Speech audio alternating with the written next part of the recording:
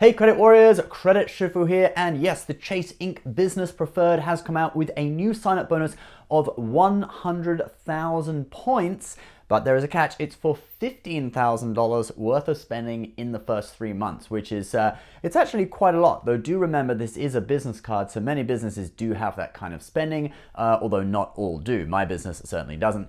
This isn't the first time we've seen a 100,000 point bonus on the Chase Inc. Preferred, though.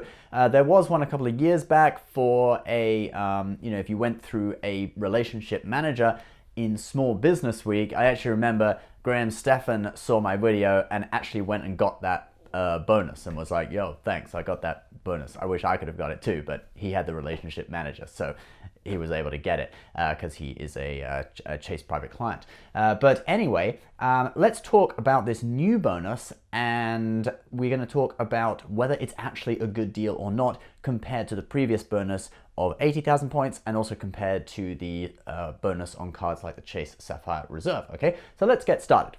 So the new deal is to spend $15,000 in the first 3 months for 100,000 points, and that spending of $15,000 would get you between 15,000 and 45,000 points, depending on what categories that spend was in. I'll put the bonus categories on screen now. They're like travel, postage, shipping, etc. There's a few other ones. So you could get as much as 45,000 extra points because it's 3x per dollar. So you'd end up with between 115,000 and 145,000 points, which would work out at between 7.6 and 9.6 points per dollar spent because you've spent $15,000, all right? Or in money terms, if you're redeeming those points for travel through the portal at 1.25 cents per point, that would be between 9.5 and 12 cents per dollar spent, all right? Now, if we take those points and we transfer them over to the Chase Sapphire Reserve, that would work out at between 11.4 and 14.4 cents per dollar spent at 1.5 cents per point, because you get that extra 0.25 cents through the portal, redeeming for travel. Or finally, if we transfer to airlines and we work it out at 2 cents per point, we would have between 15.2 and 19.2 cents per dollar spent at 2 cents per point. So that's basically how much value you're getting out of that $15,000 in spending. Now I want to give you a comparison. Let's first compare it to the Sapphire Reserve just on how many points you'd get per dollar. So the Sapphire Reserve has a 50,000 point sign-up bonus for $4,000 in spend, and that would get you between 13.5 and 15.5 points per dollar spent, depending on whether you spent in the bonus categories or whether you just did categories that were 1 point per dollar. So you can contrast that with 7.6 and 9.6 on the Inc. Preferred. You can see you're getting a lot more points per dollar for your money when you spend on the Sapphire Reserve. So, obviously it's not a good deal as, say, the CSR, for example, but that's only 50,000 points. This is 100,000 points. So you can't really expect the same level of value when you're going sky high with points. You'd expect the value to go down.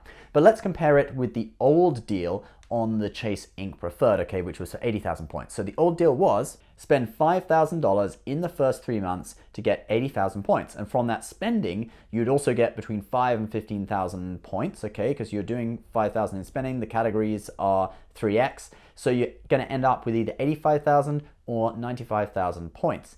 And then that would work out at between 17 and 19 points per dollar spent, or in money terms, it would be between 21.25 and 23.75 cents per dollar spent at 1.25 cents per point through the portal, or between 25.5 and 28.5 cents per dollar spent at 1.5 cents through the Chase Sapphire Reserves portal, or between 34 and 38 cents per dollar spent return if you transfer those points to airlines and manage to redeem at 2 cents per point. So you can see that by far the old deal on the Chase Inc. Preferred was better. I mean, 38 cents per dollar spent in value back getting from that bonus is pretty amazing. But if your business has a lot of spending, and the alternative would be just spending on a regular card. Let's say you've already had a few bonuses on other cards, and the alternative would just be spending 2 cents cash back or 3 points per dollar, something like that. I mean, it's still by far much, much better to get the Inc. Preferred and get that bonus. You're getting between 7.6 and 9.6 points per dollar, or up to 19.2 cents in value per dollar spent back on that $15,000 in spending. That's like a 20% discount. Okay, there's no cashback card that offers 19 cents cashback, all right? It's like 2 cents or some 2%, right? So it's still definitely, if your business has the spending, it's a no-brainer. I would definitely go for this, but it just depends on the business. My business certainly would not be able to do this. We do not spend that much money. We pay payroll, that comes out of the account. You don't pay that with a credit card, but actually buying things like postage or whatever, we do not spend anywhere near this much money. My business partner, Alan, actually did just get the Chase Inc. Preferred, but he got it on the old deal, the 80,000 points. It's quite lucky for him because we would not really have been able to meet this. Well, I guess he could have paid his taxes with it through plastic, but under normal circumstances, we would not have enough spending to meet this, okay? And also one last thing as well that you might find interesting is that people sometimes ask, can you apply for more than one of these cards on the same EIN? And it seems that you can, okay? EIN stands for Employer Identification Number. If you have an LLC, you will have an EIN.